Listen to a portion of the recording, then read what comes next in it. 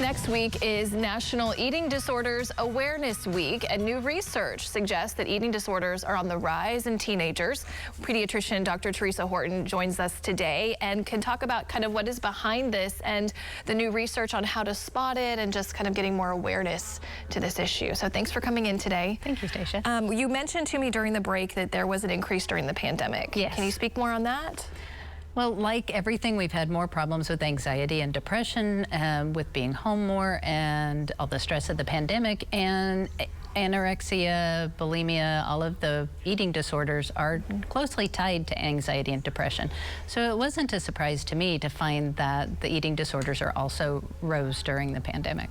Right, and so is there anything that makes someone more susceptible to an eating disorder? There is a genetic component. So like a lot of problems that we have, you may have a genetic predisposition, and then if you also end up with some anxiety or a situation that's especially stressful, or overexposure to social media where you have an abnormal emphasis on a body type that's too skinny or too perfect. Right, and that we see that all the time, Yes. every day.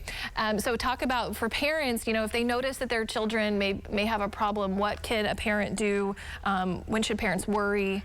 That sort of thing. So if you feel like your child is having too much emphasis on what food and what not to eat, if they're restrictive on what types of foods or how much, especially if it's slowing their growth, they don't even have to be losing weight, but if it's slowing them down or if it's interfering with their being able to enjoy life or have fun or participate in certain events, then it's something that really should be brought to the attention of their pediatrician.